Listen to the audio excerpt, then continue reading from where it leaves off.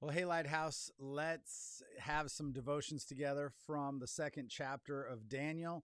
When last we met Daniel, he had a problem that he didn't know he had yet.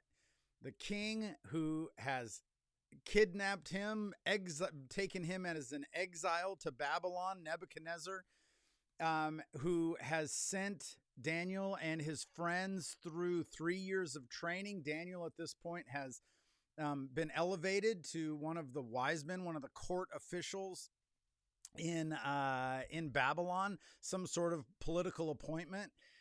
And Nebuchadnezzar has had bad dreams. Nebuchadnezzar has had visions in the night that have messed up his heart. His heart's in turmoil. He's not sleeping, and he calls the magi, the magicians and sorcerers and wise men of Babylon. So not Daniel yet, but his inner circle of advisors. And he tells them, hey, I need you guys to tell me what my dreams mean, but he's not going to tell him the dreams. Do you remember that? No, instead he says, look, I need you to tell me what I dreamt. Well, he did that because he really wants to know if these guys are who they say they are. Do they really have the ability? Do the gods that they represent really have the ability to add wisdom that is more than just earthly wisdom, but rather is divine? Rather comes from someplace else, because there comes a time in your life where earthly wisdom runs out, where you need more than that. And you have to know, who is it that I can trust for something beyond the wisdom just of this world?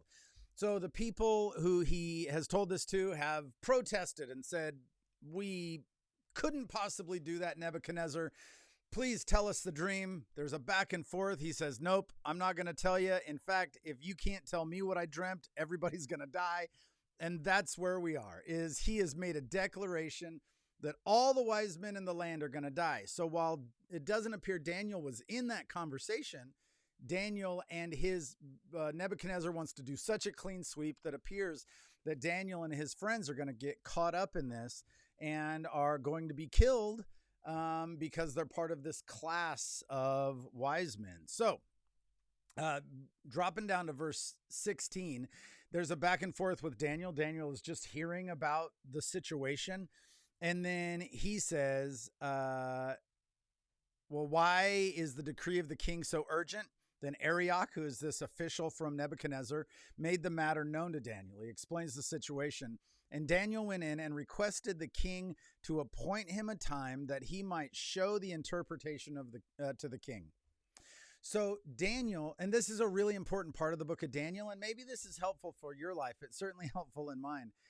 Daniel trusts God before he has the answer. As Arioch says, Daniel, you're going to die because of this situation. As Daniel hears of the situation, he does not immediately go, I know the answer. I know what the dream was. But rather he says, look, I trust that God is going to deliver me somehow. So will you please go make an appointment with the king for me and tell him that I'll have the interpretation of his dream. Tell him God is going to provide this. We'll see this again with Shadrach, Meshach, and Abednego, with the coolest line in the book where they tell Nebuchadnezzar, hey, even if God doesn't deliver us from the fiery furnace, still we're not going to bow down to your statue. So in the same way, Daniel doesn't know how this is going to work out, yet he trusts God. Man, can we just stop there and say, if that's all we understand from today, even when we don't know how it's going to work out, do we still have the ability to trust God? Remember, a big part of what the book of Daniel is about is this is a story of exiles in Babylon. Is Yahweh the God in Babylon too? Who is the power in the universe? So Daniel trusts God, says, make me an appointment. Then Daniel went to his house and made the matter known to Hananiah, Mishael, and Azariah, his companions, who will later be known as Shadrach, Meshach, and Abednego. This is the second thing I want you to really take hold of today. Daniel, instead of worrying, instead of pacing the floor and going, I don't know what I'm going to tell the king, he goes and finds his friends who also honor God, and he tells them about it. Man, we try to solve all of our problems on our own. Just me and God, just me and my prayer closet and God. No, rather, Daniel goes to his companions who are also exiles, who also love Yahweh, and says, hey, guys, here's the situation we're in.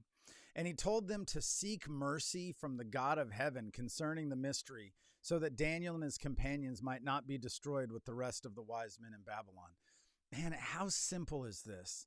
To say when there are things looming in our future that are stressful, that don't make sense, where there is danger, to simply tell your friends about it and have a time of prayer.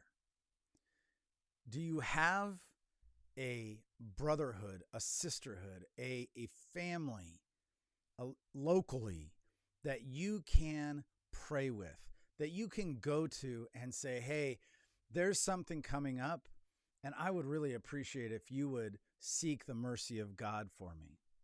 You know, I love doing these devotions, and I love our little YouTube channel, and it's fantastic. Spread the word. I hope we get more subscribers. That'd be great. But not instead of local Christian family. We all have to have people that we can say, oh man, the future is uncertain and scary. Please, my friends, would you seek the mercy of God with me? Then the mystery. So let's just finish this up through verse 19. Through verse 19.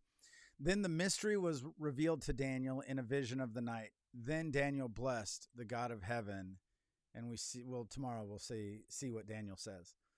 But it's not God gave Daniel the answer and then he went and told his friends. It's in a time of uncertainty. Daniel goes and tells his friends, hey guys, will you pray with me? And then God reveals the answer to Daniel, and then Daniel blesses the name of the Lord. There's a season of joy, of rejoicing because what God has done, but it's after that season of prayer.